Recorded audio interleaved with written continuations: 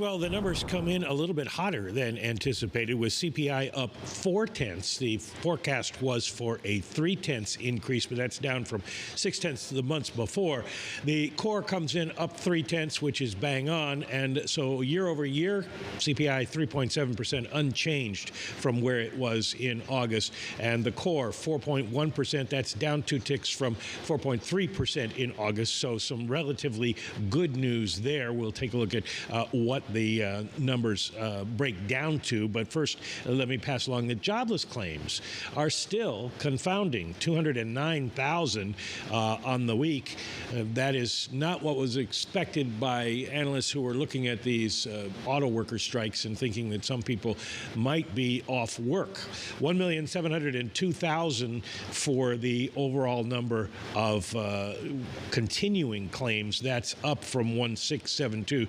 So more people on the jobless rolls, staying on the jobless rolls, but neither one moves significantly. So at this point, this is kind of, I would say, Fed-friendly, but doesn't beat you over the head kind of day in terms of what you think they're going to do. PPI, upside surprise. CPI, the smallest of upside surprises. Put it all together. What do you make of it? Well, the interesting thing about the number, the upside surprise in the headline number, is that much of it is energy, and much of that was gasoline, up 2.1%, breaking a kind of string of lower numbers, but the 2.1%, half what we saw for PPI. And the rest is in housing, and that was kind of perhaps one of the disappointing aspects of this.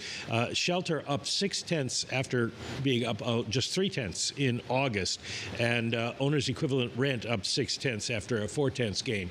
So we had been anticipating that housing would start to push down on inflation. It contributes to overall inflation for this month, so not a particularly good news. Used cars fall, no surprise there, and we're looking at food and beverages up a tick, not a whole lot. Apparel falls, and as I said, used cars fall, and airline fares down, or rather up 0.3. So kind of some of the usual suspects. Up. You said up, right? I said up. Yes. Yes. Okay. Okay. Yeah. So let's be honest. That's believable. That's because Tom went on assignment, and they saw him coming, and they just raised the price of tickets.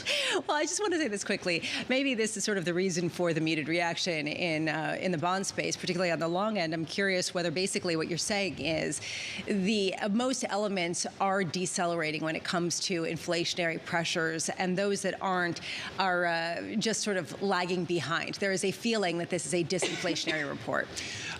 It's kind of a disinflationary report. It's a little bit stronger than perhaps was anticipated. There was some thought that we might see a real downside surprise to the core, but that didn't happen. So, you take what you can get when you can get it. But I don't think this moves the needle for the Fed at all.